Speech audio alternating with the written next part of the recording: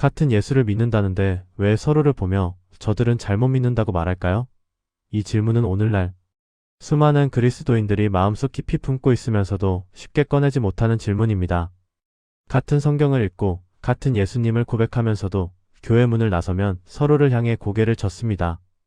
당신도 이런 경험이 있지 않으신가요? 예수를 믿는다는 공통점보다 더 깊이 우리를 갈라놓는 결정적 차이가 있습니다. 그 차이는 겉으로 드러나지 않습니다. 교리의 차이도 아니고 예배 형식의 차이도 아닙니다. 더 근본적이고 더 보이지 않는 그 무엇입니다. 오늘 이 영상을 끝까지 들으시면 왜 예수를 믿는 사람들 사이에 분열이 반복되는지, 그리고 그 밑바닥에 있는 보이지 않는 단 하나의 진짜 이유를 이해하게 될 것입니다. 이 이야기는 단순한 교리 논쟁이 아닙니다. 우리 각자의 신앙, 그 가장 깊은 곳을 들여다보는 시간이 될 것입니다. 자, 이제 시작해 보겠습니다. 우리는 흔히 예수를 믿는다고 말합니다. 하지만 이 단순해 보이는 고백 속에는 사실 세 가지 서로 다른 층위가 숨어 있습니다. 이 세 가지 층위를 제대로 이해하지 못하면 우리는 평생 같은 언어를 쓰면서도 서로 다른 이야기를 하게 됩니다. 첫 번째 층위는 역사적 예수 이해입니다.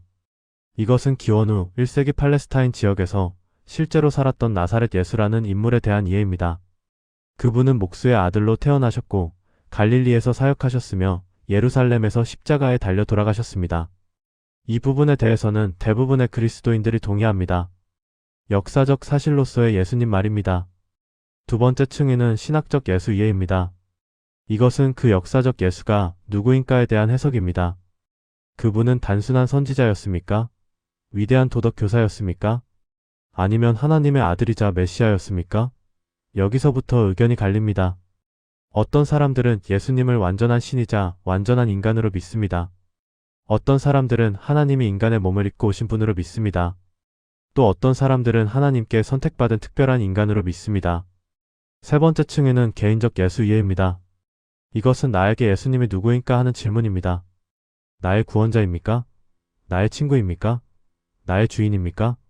나의 모범입니까? 이 개인적 이해는 각자의 삶의 경험, 상처, 필요에 따라 천차만별로 달라집니다.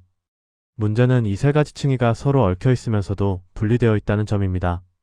우리는 종종 이 세 가지를 구분하지 못한 채 대화합니다. 한 사람은 신학적 예수에 대해 이야기하는데 다른 사람은 개인적 예수에 대해 이야기합니다. 당연히 대화가 엇갈립니다. 나는 이렇게 믿어왔습니다.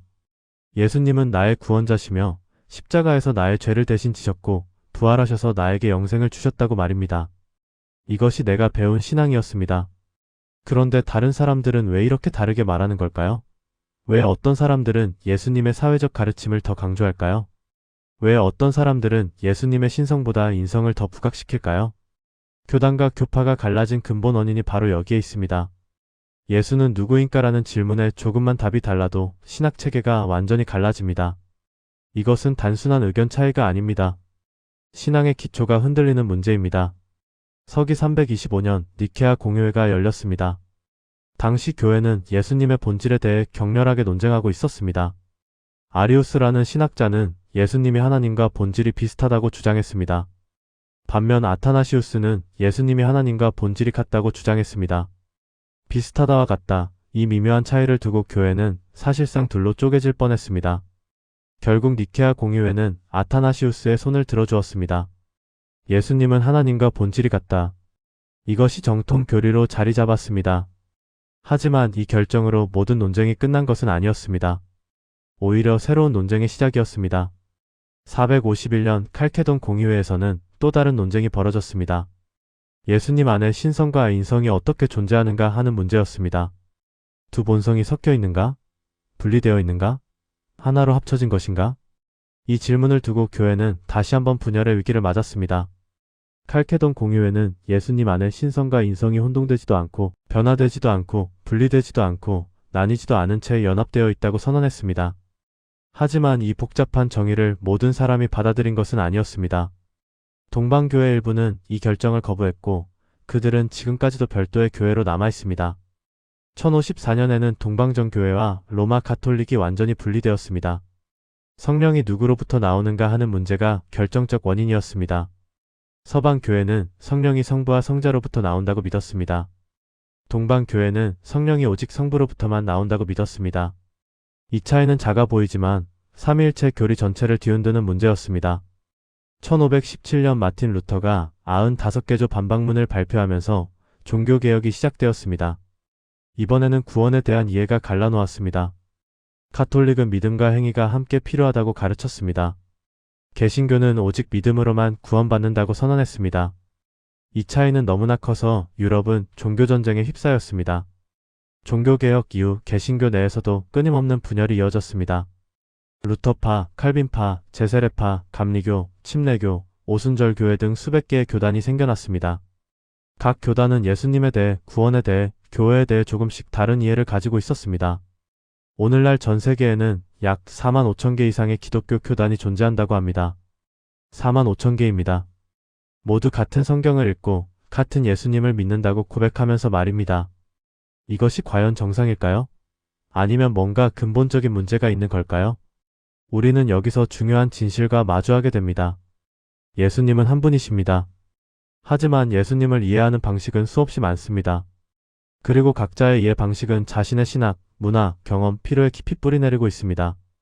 이것을 바꾸는 것은 단순히 생각을 바꾸는 문제가 아닙니다. 정체성을 바꾸는 문제입니다. 한 가톨릭 신자가 개신교로 개종한다는 것은 단순히 교회를 옮기는 게 아닙니다. 구원에 대한 이해 전체를 바꾸는 것입니다.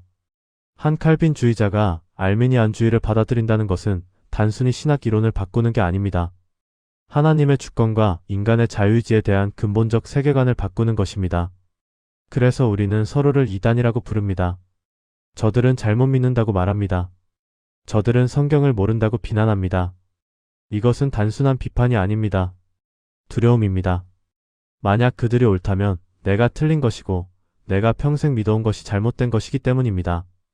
이 두려움은 우리를 더욱 견고한 벽 안으로 밀어넣습니다. 우리는 같은 생각을 가진 사람들끼리 모입니다. 같은 신학을 공유하는 사람들끼리 교제합니다. 다른 의견은 들으려 하지 않습니다. 다른 해석은 위험하다고 여깁니다. 하지만 진짜 문제는 이것입니다. 우리가 예수님을 이해하는 방식이 과연 완벽할 수 있을까요? 한 인간이, 한 교단이, 한 시대가 무한하신 하나님을 완전히 이해할 수 있을까요? 성경은 분명히 말합니다. 우리는 이제 거울로 보는 것 같이 희미하게 알 뿐이라고 말입니다. 그렇다면 우리가 가진 이해는 부분적일 수밖에 없습니다. 내가 보는 예수님은 전체가 아니라 일부분입니다. 당신이 보는 예수님도 마찬가지입니다. 그리고 우리가 각자 보는 그 일부분이 다를 수 있습니다. 이것을 인정하는 것이 상대주의가 아닙니다. 겸손입니다. 하지만 우리는 겸손하기 어렵습니다. 특히 신앙의 문제에서는 더욱 그렇습니다. 왜냐하면 신앙은 우리의 영혼과 직결된 문제이기 때문입니다. 내가 틀렸다는 것을 인정하는 순간 나의 구원까지 흔들리는 것 같은 두려움이 엄습합니다. 이제 우리는 두 번째 큰 벽과 마주하게 됩니다. 바로 성경 해석이라는 보이지 않는 벽입니다. 같은 성경을 읽으면서 서로 다른 결론에 도달하는 경우를 우리는 수없이 봅니다. 한 구절을 두고 어떤 사람은 찬성의 근거로 삼고 다른 사람은 반대의 근거로 삼습니다. 이것이 어떻게 가능할까요?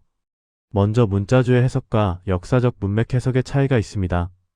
문자주의자들은 성경의 모든 단어를 문자 그대로 이해해야 한다고 믿습니다. 성경이 천지창조가 6일 동안 이루어졌다고 말하면 정확히 24시간씩 6일이 되어야 합니다. 노아의 홍수가 온 세상을 덮었다고 하면 정말로 지구 전체가 물에 잠겨야 합니다. 반면 역사적 문맥을 중시하는 사람들은 성경이 쓰인 시대의 문화와 언어를 고려해야 한다고 주장합니다. 창세기의 창조 이야기는 과학적 보고서가 아니라 신학적 선언이라고 봅니다. 6일은 문자적인 시간이 아니라 완전함을 상징하는 숫자일 수 있다고 해석합니다. 이 두 접근법은 완전히 다른 결론으로 이어집니다. 예를 들어 여성 안수 문제를 생각해 봅시다. 바울은 고린도전서에서 여자는 교회에서 잠잠하라고 말했습니다. 문자주의자들은 이것을 오늘날에도 그대로 적용해야 한다고 봅니다. 따라서 여성은 목사가 될 수 없습니다. 하지만 역사적 문맥을 보는 사람들은 다르게 해석합니다.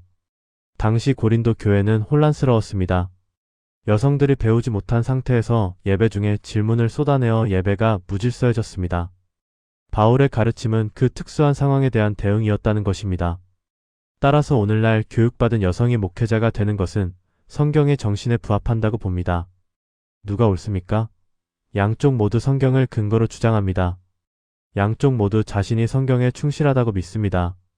하지만 결론은 정반대입니다. 율법 중심과 은혜 중심의 차이도 있습니다. 어떤 그리스도인들은 구약의 율법이 여전히 유효하다고 믿습니다. 십계명을 지켜야 하고 안식일을 거룩하게 지켜야 합니다. 어떤 사람들은 심지어 음식 규정까지 따라야 한다고 주장합니다. 반면 다른 그리스도인들은 예수님이 율법을 완성하셨기 때문에 우리는 더 이상 율법 아래 있지 않다고 믿습니다. 우리는 은혜 아래 있습니다. 안식일 대신 주일을 지키고 음식 규정은 폐지되었으며 율법의 핵심은 사랑이라고 말합니다. 이 차이는 사소해 보이지만 실제로는 매우 큽니다. 율법 중심의 신앙은 순종과 의무를 강조합니다. 은혜 중심의 신앙은 자유와 사랑을 강조합니다. 전자는 규칙을 중시하고 후자는 관계를 중시합니다. 어느 쪽이 더 성경적입니까? 다시 한번 양쪽 모두 성경을 근거로 삼습니다. 예언적 관점과 상징적 관점의 차이도 있습니다. 요한계시록을 읽을 때 어떤 사람들은 그것을 미래에 일어날 실제 사건들의 예언으로 봅니다. 환난이 있을 것이고 적그리스도가 나타날 것이고 휴거가 있을 것이고 천년왕국이 실현될 것입니다. 하지만 다른 사람들은 요한계시록을 상징적 문학으로 봅니다. 그것은 1세기 박해받던 그리스도인들에게 희망을 주기 위해 쓰인 것입니다. 짐승은 로마 제국을 상징하고 바벨론은 세상의 악을 상징합니다. 이것은 미래의 예언이 아니라 영적 진리를 담은 묵시문학입니다. 이 두 해석은 완전히 다른 종말론으로 이어집니다. 전자는 전천년설, 후천년설, 무천년설 등으로 또다시 갈라집니다. 후자는 종말론 자체에 큰 비중을 두지 않습니다. 양쪽은 서로를 이해하지 못합니다. 왜 이런 차이가 생기는 걸까요? 근본적인 이유는 이것입니다. 성경은 교리서가 아니라 이야기입니다. 성경은 체계적으로 정리된 신학 교과서가 아닙니다. 성경은 수백 년에 걸쳐 여러 저자들이 다양한 문화와 상황 속에서 기록한 이야기들의 모음입니다. 복음서만 해도 4개입니다. 마태, 마가, 누가, 요한이 각각 예수님의 이야기를 기록했습니다. 그런데 이 네 복음서는 완전히 똑같지 않습니다. 강조점이 다르고 순서가 다르며 때로는 세부 내용도 다릅니다. 이것은 오류가 아닙니다.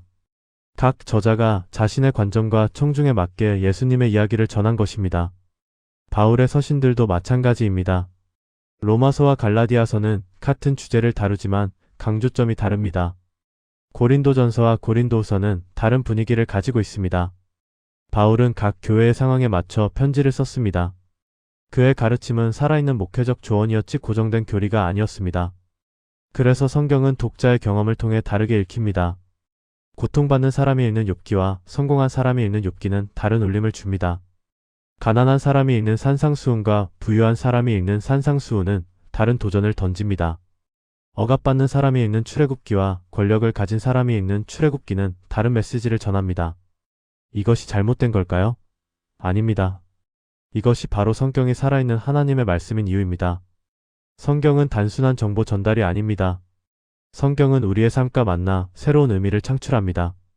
성경은 시대와 상황을 넘어 계속해서 새롭게 말할 겁니다.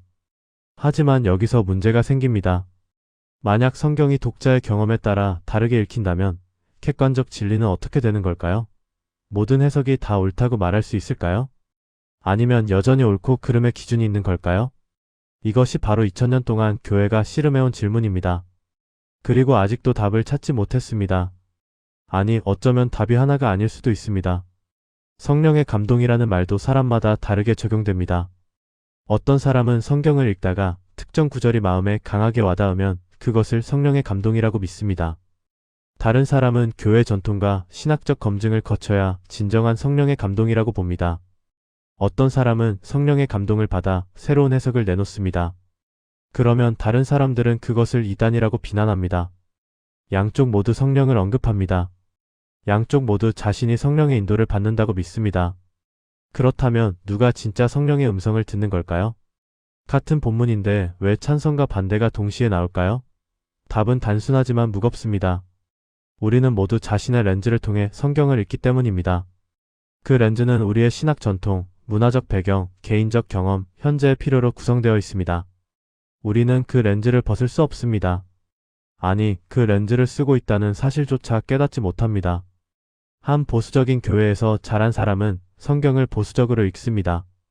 그것이 유일하게 옳은 읽기 방식이라고 믿습니다. 한 진보적인 교회에서 자란 사람은 성경을 진보적으로 읽습니다. 그것이 더 예수님의 정신에 가깝다고 믿습니다. 누가 옳습니까? 아니, 누가 객관적입니까? 사실 아무도 완전히 객관적일 수 없습니다. 우리는 모두 어딘가에 서 있습니다. 우리는 모두 특정한 관점을 가지고 있습니다. 문제는 우리가 이 사실을 인정하지 않는다는 것입니다. 우리는 자신의 해석이 곧 성경의 가르침이라고 착각합니다. 이제 우리는 세 번째 큰 벽과 마주합니다. 바로 구원을 바라보는 관점의 충돌입니다. 서로 절대 양보할 수 없는 이유가 여기에 있습니다. 왜냐하면 구원은 우리의 영혼을 결정하는 문제이기 때문입니다. 구원에 대한 이해가 틀렸다는 것은 곧 영혼이 멸망할 수 있다는 두려움과 직결됩니다. 믿음 중심 구원과 행위 동반 구원의 논쟁은 종교개혁 시대부터 지금까지 이어지고 있습니다.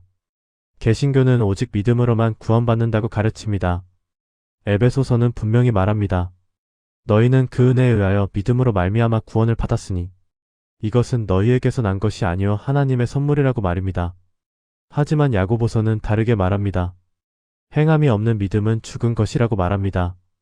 내가 믿음이 있다고 말하지만 행함이 없으면 무슨 유익이 있느냐고 질문합니다. 그렇다면 구원의 행위가 필요한 걸까요? 아니면 필요 없는 걸까요? 개신교의 답은 명확합니다. 구원은 오직 믿음으로만 받지만 참된 믿음은 반드시 행위를 동반한다는 것입니다. 행위는 구원의 조건이 아니라 구원의 증거입니다. 우리는 구원받기 위해 선한 일을 하는 것이 아니라 구원받았기 때문에 선한 일을 하는 것입니다. 하지만 가톨릭의 입장은 다릅니다. 믿음은 필수적이지만 충분하지 않습니다. 우리는 하나님의 은혜와 협력해야 합니다. 성례를 받아야 하고 선행을 해야 하며 고해성사를 통해 죄를 고백해야 합니다. 구원은 한순간의 결단이 아니라 평생에 걸친 과정입니다. 양쪽 모두 성경을 근거로 주장합니다. 개신교는 로마서와 갈라디아서를 강조합니다. 카톨릭은 야고보서와 마태복음을 강조합니다. 누가 옳습니까? 아니면 둘 다 부분적으로 옳은 걸까요? 예수의 대속을 이해하는 방식도 다릅니다. 전통적인 대속론은 예수님이 우리의 죄값을 대신 치렀다고 가르칩니다. 하나님의 공의는 죄에 대한 형벌을 요구합니다. 그 형벌은 죽음입니다. 예수님이 십자가에서 우리를 대신해 그 형벌을 받으셨습니다. 따라서 우리는 더 이상 정죄함이 없습니다. 하지만 다른 관점도 있습니다. 어떤 신학자들은 대속을 범죄와 형벌의 법정적 틀로 이해하는 것에 문제를 제기합니다. 그들은 대속을 관계 회복의 관점에서 봅니다. 예수님은 형벌을 받으러 온 것이 아니라 우리와 하나님 사이의 장벽을 허물어 오셨습니다. 십자가는 법정의 판결이 아니라 사랑의 표현입니다. 또 다른 관점은 대속을 악의 세력에 대한 승리로 봅니다. 예수님은 십자가와 부활을 통해 죄와 사망과 사탄의 권세를 깨뜨리셨습니다. 우리는 이제 그 승리에 참여합니다. 구원은 법적 선언이 아니라 영적 해방입니다. 이 세 가지 관점은 모두 성경에 근거를 두고 있습니다. 로마서는 법정적 언어를 사용합니다. 요한복음은 관계적 언어를 사용합니다. 골로새서는 승리의 언어를 사용합니다. 그렇다면 어느 것이 진짜 복음일까요? 아니면 이 모든 것이 다 복음의 다른 측면일까요? 율법은 폐기되었는가 완성되었는가 하는 질문도 있습니다. 예수님은 마태복음에서 말씀하셨습니다. 내가 율법이나 선지자를 폐하러 온 줄로 생각하지 말라. 폐하러 온 것이 아니요 완성하러 왔노라고 말입니다. 그렇다면 완성한다는 것은 무슨 의미일까요? 어떤 사람들은 예수님이 율법의 모든 요구를 충족시켰기 때문에 우리는 더 이상 율법을 지킬 필요가 없다고 해석합니다. 완성은 곧 종결을 의미합니다. 다른 사람들은 예수님이 율법의 참된 의미를 드러내셨다고 해석합니다. 율법의 핵심은 사랑입니다. 예수님은 율법을 폐하지 않으시고 오히려 그 정신을 완전히 실현하셨습니다. 따라서 우리는 문자적 율법이 아니라 사랑의 율법을 따라야 합니다. 또 다른 사람들은 도덕법은 여전히 유효하지만 의식법은 폐지되었다고 주장합니다. 십계명은 지켜야 하지만 제사 규정은 더 이상 필요 없습니다. 하지만 도덕법과 의식법을 어떻게 구분할까요? 안식일 규정은 도덕법입니까? 의식법입니까? 이런 논쟁이 벌어지는 현장을 상상해 봅시다. 한쪽은 말합니다. 그건 구원이 아니다. 행위로 구원받으려는 것은 율법주의다. 예수님의 은혜를 부정하는 것이다. 다른 쪽은 반박합니다. 그건 성경을 모르는 것이다. 믿음만 강조하고 순종을 무시하는 것은 값싼 은혜다. 진정한 믿음은 삶의 변화를 가져온다. 양쪽 모두 열정적입니다. 양쪽 모두 진지합니다.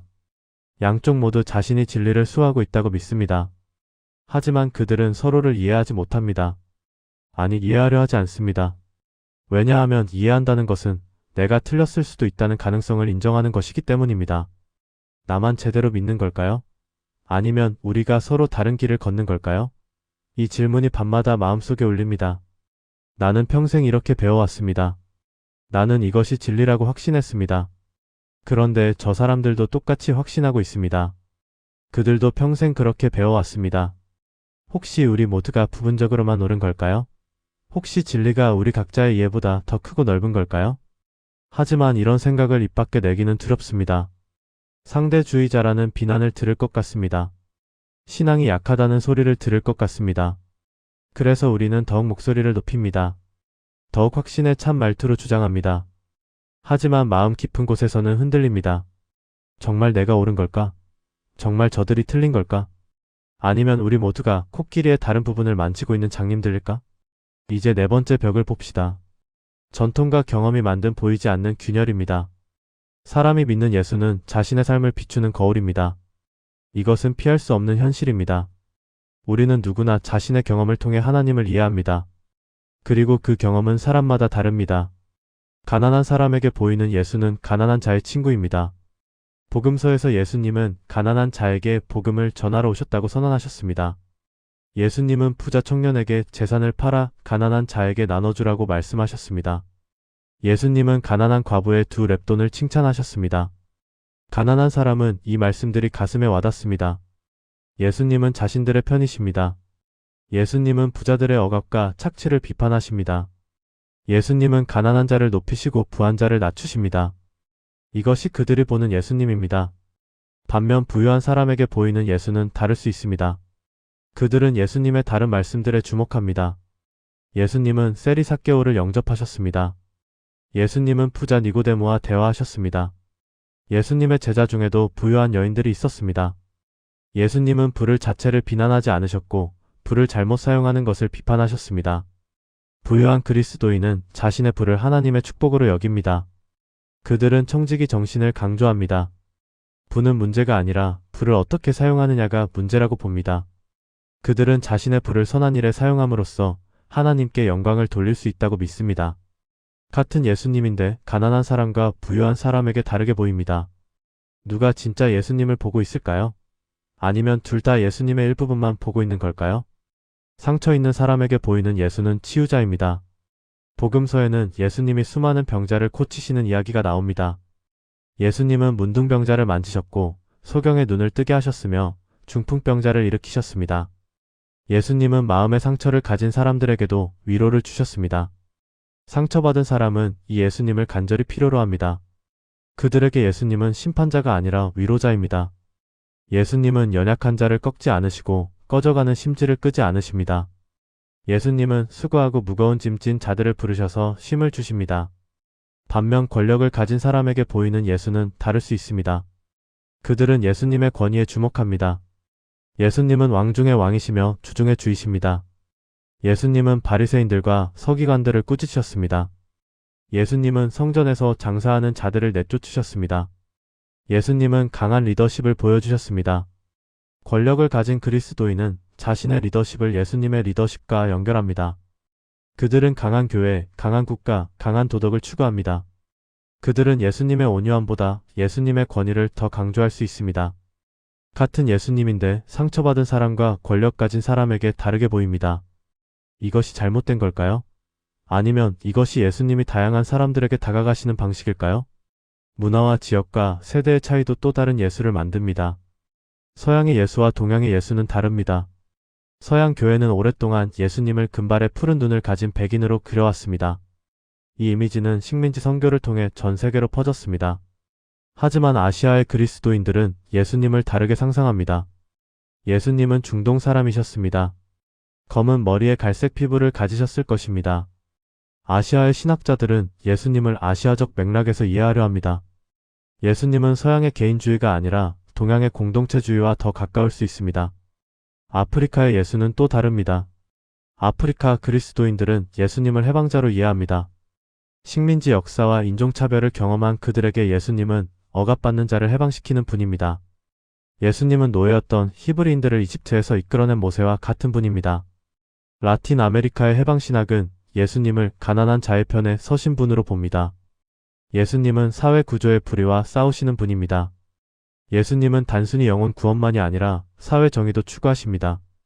시니어 세대와 젊은 세대의 신앙 간극도 큽니다. 시니어 세대는 전통적 신앙을 중시합니다. 그들은 교회 출석과 헌금과 봉사를 강조합니다. 그들에게 신앙은 의무이자 헌신입니다. 그들은 정해진 형식과 질서를 중요하게 여깁니다. 젊은 세대는 진정성을 추구합니다. 그들은 형식보다 내용을 중시합니다. 그들은 위선을 싫어하고 솔직함을 추구합니다. 그들에게 신앙은 관계이자 여정입니다. 그들은 질문하고 의심하는 것을 두려워하지 않습니다. 시니어 세대는 젊은 세대가 신앙이 약하다고 생각합니다. 젊은 세대는 시니어 세대가 형식에 갇혀 있다고 생각합니다. 양쪽 모두 예수님을 사랑한다고 말하지만 그들이 보는 예수님은 다릅니다. 우리가 믿는 예수는 언제부터 이렇게 달라져 버렸을까요? 아니, 처음부터 달랐던 걸까요? 예수님의 제자들도 각자 다른 예수님을 보지 않았을까요? 베드로는 예수님을 메시아로 고백했지만 예수님이 고난받으실 것이라는 말씀은 받아들이지 못했습니다. 야고보와 요한은 예수님의 왕국에서 높은 자리를 원했습니다. 유다는 예수님이 정치적 혁명을 일으키시기를 기대했을지도 모릅니다. 도마는 의심이 많았고 시몬은 열심당원이었습니다. 예수님의 제자들조차 각자 다른 기대와 이해를 가지고 예수님을 따랐습니다. 예수님의 부활 이후에도 초대교회는 다양한 신학적 입장으로 나뉘었습니다. 예루살렘 교회는 유대적 전통을 유지하려 했고 안디옥 교회는 이방인 선교를 적극적으로 추진했습니다. 바울과 베드로는 안디옥에서 충돌했습니다. 할례 문제를 두고 의견이 갈렸습니다. 이것은 단순한 의견 차이가 아니었습니다. 복음의 본질에 관한 논쟁이었습니다. 하지만 그들은 이 차이를 인정하면서도 함께 복음을 전했습니다. 초대교회는 완벽하게 통일된 공동체가 아니었습니다. 고린도 교회는 분파로 나뉘어 있었습니다. 어떤 사람은 바울파라고 했고 어떤 사람은 아볼로파라고 했으며 어떤 사람은 게바파라고 했습니다. 갈라디아 교회는 율법주의자들과 자유주의자들 사이에서 혼란스러워했습니다. 하지만 바울은 이 다양성을 완전히 부정하지 않았습니다. 그는 한 몸에 많은 지체가 있다고 말했습니다. 눈이 손에게 내가 필요 없다 할 수 없고 머리가 발에게 내가 필요 없다 할 수 없습니다. 모든 지체가 다 필요합니다. 바울은 로마서에서 더 나아갑니다. 어떤 사람은 모든 날을 같게 여기고 어떤 사람은 어떤 날을 더 중요하게 여깁니다. 어떤 사람은 모든 것을 먹을 수 있다고 믿고 어떤 사람은 채소만 먹습니다. 바울은 각각 자기 마음으로 확신하라고 말합니다. 서로 판단하지 말라고 권면합니다. 이것이 상대주의일까요? 아닙니다. 이것은 겸손입니다. 바울은 중요한 것과 덜 중요한 것을 구분했습니다. 예수님의 죽음과 부활은 절대로 양보할 수 없는 핵심입니다. 하지만 음식 규정이나 특정 날을 지키는 문제는 양심의 자유에 맡길 수 있는 문제입니다. 문제는 우리가 이 구분을 잘 못한다는 것입니다. 우리는 종종 덜 중요한 것을 절대화하고 그것을 믿음의 척도로 삼습니다. 우리는 자신이 중시하는 것을 다른 사람도 중시해야 한다고 요구합니다. 이제 우리는 마지막 부분에 도달했습니다. 왜 하나가 되지 못할까요? 그 단 하나의 이유는 무엇일까요? 핵심 메시지는 이것입니다. 사람들은 예수를 믿는다고 말하지만 사실은 자신이 이해한 예수를 믿고 있기 때문입니다. 이것이 모든 분열의 근원입니다. 이것이 우리가 하나 되지 못하는 진짜 이유입니다. 우리는 종종 예수님에 대한 나의 이해와 예수님 자체를 동일시합니다. 나는 예수님을 이렇게 이해한다고 말하지 않고 예수님은 이러이러한 분이시다고 단정합니다. 나의 신학이 곧 진리라고 착각합니다. 나의 경험이 보편적이라고 생각합니다. 하지만 진실은 이것입니다. 나의 이해는 제한되어 있습니다. 나는 예수님의 전부를 알 수 없습니다. 나는 성경의 모든 의미를 파악할 수 없습니다. 나는 하나님의 뜻을 완전히 이해할 수 없습니다. 고린도전서 13장은 말합니다. 우리가 아는 것은 부분적이고 예언하는 것도 부분적입니다. 우리는 지금 거울로 보는 것 같이 희미하게 보지만 그때에는 얼굴과 얼굴을 대하여 볼 것입니다. 지금은 내가 부분적으로 아나 그때에는 내가 온전히 알려진 것 같이 온전히 알리라고 말입니다. 이 말씀은 우리에게 겸손을 요구합니다. 나의 알은 부분적입니다. 나의 이해는 불완전합니다. 나는 거울로 희미하게 볼 뿐입니다. 완전한 알은 나중에 주어질 것입니다. 그렇다면 우리는 어떻게 해야 할까요? 진리를 포기해야 할까요? 모든 것을 상대화해야 할까요? 아닙니다. 우리는 진리를 추구하되 겸손해야 합니다. 우리는 확신을 가지되 독선적이지 말아야 합니다. 예수님은 하나이십니다. 하지만 인간은 다양합니다. 예수님은 무한하시지만 우리의 이해는 유한합니다. 예수님은 완전하시지만 우리의 파악은 불완전합니다. 그래서 서로 다른 이해가 존재합니다. 이것은 약점이 아닙니다. 이것은 인간의 한계입니다. 우리는 이 한계를 인정해야 합니다. 우리는 다른 사람도 같은 한계를 가지고 있다는 것을 인정해야 합니다. 서로 다른 이해가 갈등을 만드는 것은 사실입니다. 하지만 동시에 다양성 속에서 신앙이 자라기도 합니다. 다른 관점을 접하면서 우리는 더 넓은 시각을 얻습니다. 다른 경험을 들으면서 우리는 더 깊은 이해에 도달합니다. 문제는 우리가 다양성을 위협으로 받아들인다는 것입니다. 다른 의견은 나를 공격하는 것처럼 느껴집니다. 다른 해석은 나의 신앙을 흔드는 것처럼 보입니다. 그래서 우리는 방어적이 되고 공격적이 됩니다. 혹시 나 역시 내가 만든 예수를 믿고 있었던 건 아닐까요? 혹시 나는 성경의 예수님이 아니라 나에게 편한 예수님을 믿고 있는 건 아닐까요? 이 질문은 불편합니다. 이 질문은 두렵습니다. 하지만 이 질문을 피할 수 없습니다. 우리는 모두 어느 정도는 자신에게 맞는 예수님을 만들어냅니다. 이것은 피할 수 없습니다.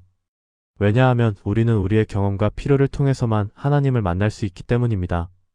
하지만 우리는 이것을 인정해야 합니다. 그리고 겸손해야 합니다. 예수님은 우리를 하나로 묶으려 오셨습니다. 요한복음 17장에서 예수님은 제자들을 위해 기도하셨습니다. 그들이 하나가 되게 해달라고 기도하셨습니다.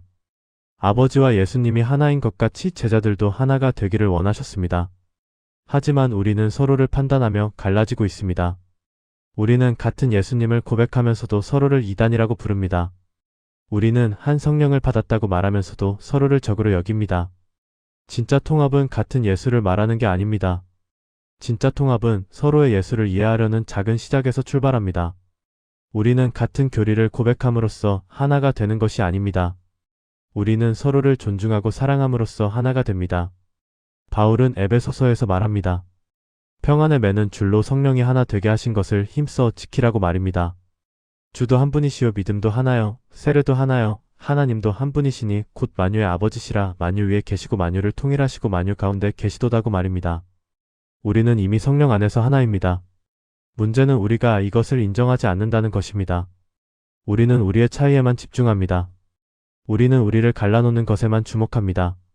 하지만 우리를 하나로 묶는 것이 우리를 갈라놓는 것보다 더 크고 더 강합니다. 우리는 모두 예수님을 사랑합니다. 우리는 모두 구원받기를 원합니다. 우리는 모두 하나님을 알고자 갈망합니다. 우리의 신학은 다를 수 있습니다. 우리의 예배 형식은 다를 수 있습니다. 우리의 교회 구조는 다를 수 있습니다. 하지만 우리의 마음은 같습니다. 우리는 모두 하나님의 자녀입니다. 우리는 모두 그리스도의 몸의 지체들입니다. 문제는 우리가 이것을 잊어버린다는 것입니다. 우리는 신학적 정확성을 사랑보다 우선시합니다. 우리는 교리적 순수성을 연합보다 중요하게 여깁니다. 우리는 옳은 것이 되려다가 선한 것이 되는 것을 포기합니다. 예수님은 무엇을 원하실까요? 예수님은 우리가 완벽한 신학을 가지기를 원하실까요? 아니면 우리가 서로 사랑하기를 원하실까요? 요한복음 13장에서 예수님은 말씀하셨습니다. 새 계명을 너희에게 주노니 서로 사랑하라. 내가 너희를 사랑한 것 같이 너희도 서로 사랑하라. 너희가 서로 사랑하면 이로써 모든 사람이 너희가 내 제자인 줄 알리라고 말씀하셨습니다. 제자됨의 표시는 올바른 교리가 아닙니다. 제자됨의 표시는 사랑입니다. 우리가 서로 사랑할 때 세상은 우리가 예수님의 제자인 줄 압니다. 우리가 서로 싸울 때 세상은 우리를 조롱합니다. 그렇다면 우리는 어떻게 해야 할까요? 실천적인 제안을 드리겠습니다. 첫째, 우리의 이해가 부분적이라는 것을 인정해야 합니다. 나는 모든 것을 알지 못합니다. 나의 신학은 완벽하지 않습니다. 나는 여전히 배우는 중입니다. 이 겸손한 자세가 대화의 문을 엽니다. 둘째, 다른 사람의 관점을 진지하게 들어야 합니다. 그들이 왜 그렇게 믿는지 이해하려고 노력해야 합니다. 그들의 경험과 배경을 존중해야 합니다. 이것이 공감입니다. 셋째, 핵심과 주변을 구분해야 합니다. 모든 교리가 같은 무게를 가진 것은 아닙니다. 예수님의 신성과 부활은 핵심입니다. 하지만 종말론의 세부사항이나 예배 형식은 주변입니다. 우리는 핵심에서는 일치하고 주변에서는 자유를 허용해야 합니다. 넷째, 사랑을 최우선으로 삼아야 합니다. 고린도전서 13장은 말합니다. 내가 사람의 방언과 천사의 말을 할지라도 사랑이 없으면 소리나는 구리와 울리는 꽹과리가 되고, 내가 예언하는 능력이 있어 모든 비밀과 모든 지식을 알고 또 산을 옮길 만한 모든 믿음이 있을지라도 사랑이 없으면 내가 아무것도 아니라고 말합니다. 다섯째, 대화를 계속해야 합니다. 갈라지는 것이 쉬운 길입니다. 각자의 진영으로 돌아가는 것이 편안합니다. 하지만 예수님은 우리를 하나가 되게 하려고 기도하셨습니다. 우리는 그 기도에 동참해야 합니다. 어렵더라도 대화를 이어가야 합니다. 이것은 이상주의적인 이야기가 아닙니다. 이것은 실제로 가능한 일입니다. 역사를 보면 서로 다른 전통이 대화하고 협력한 사례들이 있습니다. 에큐메니컬 운동은 이런 노력의 일환이었습니다. 비록 완전한 통합에는 이르지 못했지만 적어도 서로를 이단으로 정죄하는 것은 멈추었습니다. 제2차 바티칸 공의회는 가톨릭 교회가 다른 그리스도인들을 분리된 형제자매로 인정하는 전환점이 되었습니다. 루터교와 가톨릭은 1999년 의와 교리에 대한 공동선언을 발표했습니다. 500년 동안 서로를 정죄하던 두 교회가 핵심 교리에서 합의에 이른 것입니다. 이것이 모든 차이를 없앤 것은 아닙니다. 여전히 많은 차이가 남아 있습니다. 하지만 이제 그들은 적이 아니라 동역자입니다. 이것이 가능한 이유는 양쪽 모두 겸손해졌기 때문입니다. 개인적인 차원에서도 이것은 가능합니다. 나는 보수적인 교회에서 자랐지만 진보적인 신학도 배웠습니다. 처음에는 혼란스러웠습니다. 서로 정반대되는 주장들 사이에서 어느 쪽이 옳은지 판단하기 어려웠습니다. 하지만 시간이 지나면서 깨달았습니다. 양쪽 모두 중요한 진리를 담고 있습니다. 보수는 성경의 권위와 교리적 정확성을 지킵니다. 진보는 사회 정의와 포용성을 강조합니다. 나는 둘 다 필요하다고 믿게 되었습니다. 이것이 중도가 되는 것은 아닙니다. 이것은 더 넓은 시야를 갖는 것입니다. 나는 여전히 나의 확신을 가지고 있습니다. 하지만 다른 사람의 확신도 존중합니다. 나는 여전히 어떤 것들이 옳다고 믿습니다. 하지만 내가 틀릴 수도 있다는 것을 인정합니다. 이런 태도가 신앙을 약하게 만들까요? 아닙니다. 오히려 더 강하게 만듭니다. 맹목적인 확신보다 시험받은 확신이 더 강합니다. 질문하지 않는 믿음보다 질문을 거친 믿음이 더 깊습니다. 예수님 자신도 다양성을 인정하셨습니다. 제자들은 서로 매우 달랐습니다. 베드로는 충동적이었고 요한은 묵상적이었습니다. 마태는 셀이었고 시몬은 열심당원이었습니다. 예수님은 이 다양한 사람들을 하나로 묶으셨습니다. 예수님은 그들의 차이를 없애려 하지 않으셨습니다. 베드로를 요한처럼 만들려 하지 않으셨습니다. 대신 각자의 고유함을 인정하시고 사용하셨습니다. 베드로는 베드로답게, 요한은 요한답게 예수님을 따랐습니다. 교회도 마찬가지여야 합니다. 우리는 모두를 똑같이 만들려고 해서는 안 됩니다. 우리는 각자의 고유함을 인정하고 존중해야 합니다. 다양성은 약점이 아니라 강점입니다. 고린도전서 12장은 이것을 명확히 합니다. 몸은 하나이지만 많은 지체가 있습니다. 눈이 손에게 너는 필요 없다 할 수 없습니다. 오히려 약하게 보이는 지체가 더욱 요긴합니다. 하나님이 몸을 고르게 하셨습니다. 지체들이 서로 돌보게 하셨습니다. 이것이 교회의 모습이어야 합니다. 서로 다른 지체들이 조화를 이루는 몸입니다. 같은 교리를 고백하면서도 다른 강조점을 가질 수 있습니다. 같은 예수님을 따르면서도 다른 방식으로 섬길 수 있습니다. 하지만 현실은 어떻습니까? 우리는 종종 다른 지체를 질투하거나 무시합니다. 은사가 다르면 서로를 비교합니다. 사역이 다르면 가치를 평가합니다. 신학이 다르면 이단이라고 정죄합니다. 바울은 이것을 강하게 경고했습니다. 분쟁과 시기와 분열이 있으면 아직 육신에 속한 것이라고 말했습니다. 어떤 사람은 바울파라 하고 어떤 사람은 아볼로파라 하니 너희가 육신에 속한 자가 아니냐고 질문했습니다. 진짜 문제는 신학적 차이가 아닙니다. 진짜 문제는 교만과 분열의 영입니다. 우리가 신학을 무기로 사용할 때 문제가 생깁니다. 우리가 교리를 다른 사람을 정죄하는 도구로 사용할 때 분열이 일어납니다. 예수님은 산상수훈에서 말씀하셨습니다. 화평하게 하는 자는 복이 있나니 그들이 하나님의 아들이라 일컬음을 받을 것이요. 화평하게 하는 것이 곧 하나님의 아들의 특징입니다. 분열시키는 것은 사탄의 일입니다. 우리는 선택해야 합니다. 옳은 것이 되려고 관계를 희생할 것인가? 아니면 사랑을 위해 때로는 내가 옳다는 것을 증명하려는 욕구를 내려놓을 것인가? 이것이 진리를 포기하는 것은 아닙니다. 이것은 사랑이 더 큰 진리라는 것을 인정하는 것입니다. 고린도전서 8장은 말합니다. 지식은 교만하게 하며 사랑은 덕을 세운다고 말입니다. 지식도 필요합니다. 신학도 중요합니다.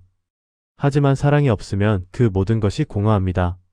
내가 모든 신비를 알고 모든 지식을 가졌어도 사랑이 없으면 아무것도 아닙니다. 그렇다면 실천적으로 무엇을 할 수 있을까요? 먼저 나와 다른 전통의 사람들과 대화를 시작하십시오. 그들의 이야기를 들으십시오. 왜 그들이 그렇게 믿게 되었는지 이해하려고 노력하십시오. 그들을 판단하지 말고 공감하십시오. 둘째, 다른 전통의 책을 읽으십시오. 가톨릭 신자라면 개신교 신학자의 책을 읽으십시오. 개신교 신자라면 가톨릭 영성가의 글을 읽으십시오. 보수적이라면 진보 신학을 공부하십시오. 진보적이라면 복음주의 해석을 배우십시오. 셋째, 다른 교회의 예배에 참석해 보십시오. 정교회의 전례를 경험하십시오. 오순절 교회의 찬양을 느껴보십시오. 퀘이커 교도들의 침묵 예배에 동참하십시오. 각 전통이 가진 아름다움을 발견하십시오. 넷째, 논쟁보다 기도를 선택하십시오. 다른 의견을 가진 사람을 만났을 때 논쟁으로 이기려 하지 마십시오. 대신 그들을 위해 기도하십시오. 그리고 당신 자신을 위해서도 기도하십시오. 하나님이 당신에게 겸손과 사랑을 주시도록 기도하십시오. 다섯째, 공통점을 찾으십시오. 차이점만 강조하지 마십시오. 우리를 하나로 묶는 것이 무엇인지 생각하십시오. 우리 모두 예수님을 사랑합니다. 우리 모두 성경을 소중히 여깁니다. 우리 모두 하나님의 나라를 갈망합니다. 여섯째, 함께 섬기십시오. 신학 토론만 하지 마십시오. 함께 가난한 자를 섬기십시오. 함께 정의를 위해 일하십시오. 함께 복음을 전하십시오. 함께 섬길 때 우리의 연합이 실제가 됩니다. 이 모든 것은 쉽지 않습니다. 나의 확신을 내려놓기는 어렵습니다.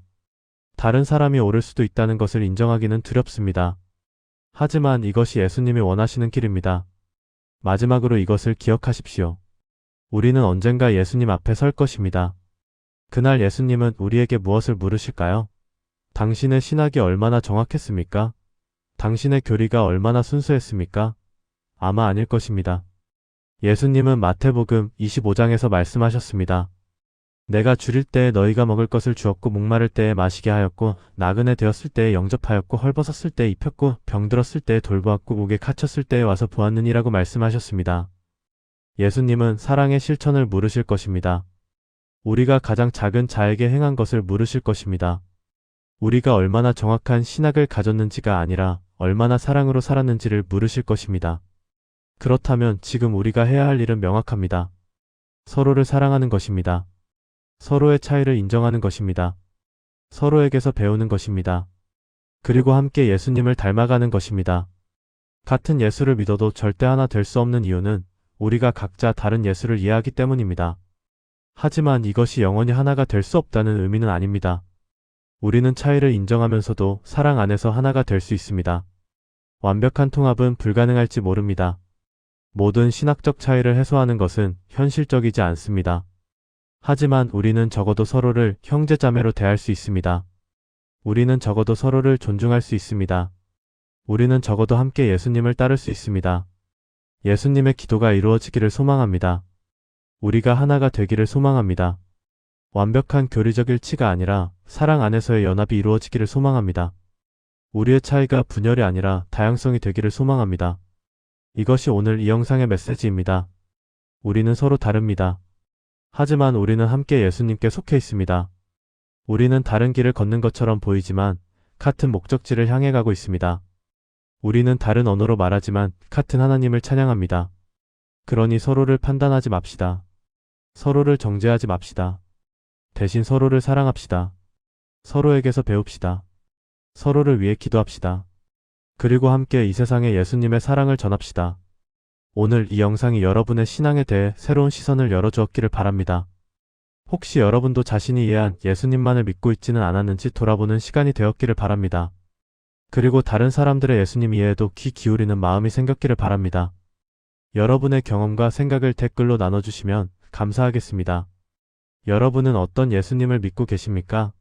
여러분의 신앙 여정에서 다른 관점을 만났을 때 어떻게 반응하셨습니까? 서로의 이야기를 나누는 것이 우리가 함께 성장하는 첫걸음이 될 것입니다. 이 영상이 도움이 되셨다면 좋아요를 눌러주시고 구독 버튼을 눌러주시기 바랍니다. 여러분의 작은 관심이 더 많은 사람들에게 이 메시지를 전하는 데 큰 힘이 됩니다. 알림 설정도 켜두시면 새로운 영상을 가장 먼저 받아보실 수 있습니다. 다음 영상에서는 성경이 말하는 진짜 예수님에 대해 더 깊이 이야기하겠습니다. 복음서에 나타난 예수님의 다양한 모습들을 살펴보고 그분의 참된 정체성을 탐구해 보겠습니다. 기대해 주시기 바랍니다. 여러분 모두에게 하나님의 평강이 함께 하시기를 바랍니다. 우리가 서로 다르지만 같은 사랑 안에 거하기를 바랍니다. 우리의 차이가 분열이 아니라 풍성함이 되기를 바랍니다. 그리고 우리 모두가 예수님을 더 깊이 알아가는 여정을 함께 걷기를 바랍니다. 시청해 주셔서 감사합니다. 다음 영상에서 또 만나요.